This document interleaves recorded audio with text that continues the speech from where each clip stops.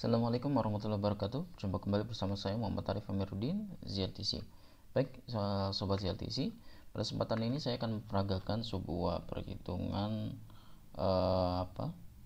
penulangan untuk pondasi bore pile ya. Jadi pondasi bore pile ini dia mirip dengan kolom yang mana kekuatan struktur tiang itu akan menghasilkan sebuah diagram interaksi ya. Jadi adanya gaya pengaruh momen dan juga gaya pengaruh aksial yang bekerja pada fondasi tiang itu, maka perhitungannya mirip dengan kolom ya. Dan hanya saja kita perlu mempertimbangkan mengenai kelangsingan, dan di perhitungan ini belum memperhitungkan hal tersebut ya. Pengaruh kelangsingan belum diperhitungkan karena kelangsingan ini hubungannya, apalagi untuk pondasi ya, pondasi tiang ini hubungannya dengan karakteristik tanah begitu. Jadi kalau lapisan tanahnya cukup kuat ya pada beberapa lapis ya, maka jika kita asumsikan kelangsingannya satu dari atas hingga dasar tiang, maka itu kurang cocok ya begitu. Jadi perhitungan ini hanya untuk mendesain penulangannya saja. Baik, nah di sini saya akan langsung peragakan. Di sini adalah kita input mutu betonnya. Di sini adalah selimut beton, jadi yang membungkus tulangan pokok ya. Jadi dari luar sisi pondasi tiang ke lapisan dalam penulangannya pondasi tiang itu gitu ya. Ini ada selimut beton. Di sini adalah regangan dari beton, dan di sini regangan dari besi ya. Nilai ini biasa umum sih ya, nilai ini jadi tidak perlu digonta-ganti kecuali kita punya pertimbangan tersendiri atau ada referensi sendiri, maka saya persilakan. Nah di sini adalah diameter tiangnya ya, kita bisa menyesuaikan ukurannya misalnya 400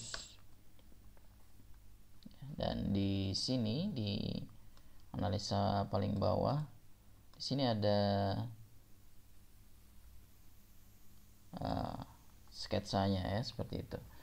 Oke, jadi misalnya kita rubah di sini, maka dia akan berubah ya. Begitu juga diagram interaksinya akan berubah. Baik, nah di sini ada kedalaman dari pondasi tiang tersebut ya. Di sini kita sesuaikan saja dengan desain pondasi tiang itu sampai bertemu dengan lapisan tanah keras ya. Jadi di kedalaman berapa itu kita sesuaikan dengan data tanah hasil lab ya. Kemudian di sini kita mutu baja yang kita gunakan misalnya 400 MPa, dan tulangan pokok yang kita pakai di sini misalnya diameter 13 dengan sengkang 10, maka di sini kita peroleh 0,7% jika 10 buah diameter 13. Seperti itu. Nah, jumlah penulangan ini harus bernilai genap. Ya, jadi 4, 8, 10 ini bisa ya. Oke. Dan di sini saya akan tambahkan perhitungan penulangan pondasi tiang bor ya.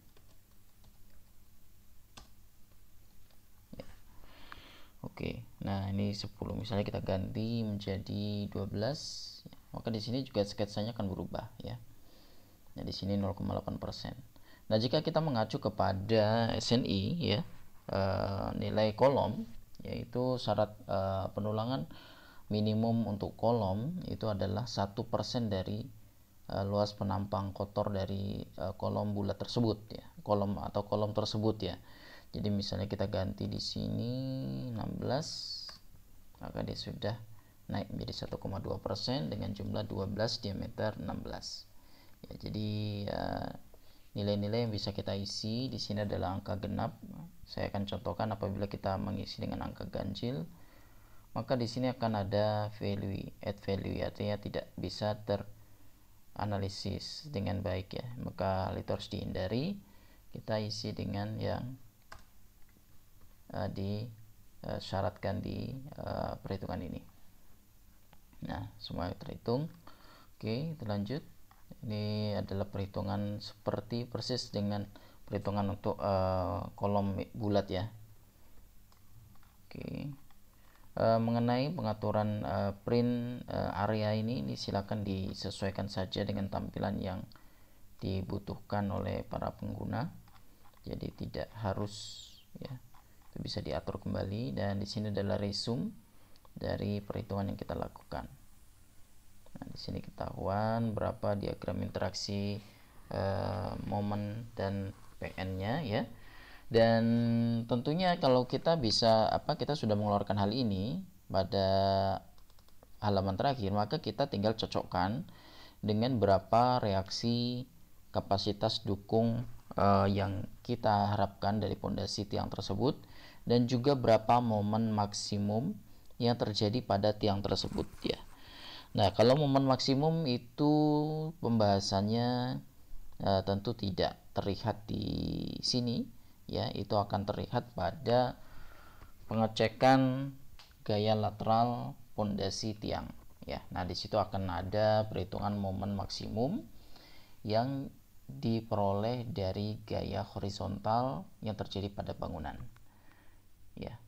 Baik, demikian sekilas mengenai penggunaan file Excel ini. Semoga dapat memudahkan ya, dan juga dapat bermanfaat. Terima kasih. Assalamualaikum warahmatullahi wabarakatuh.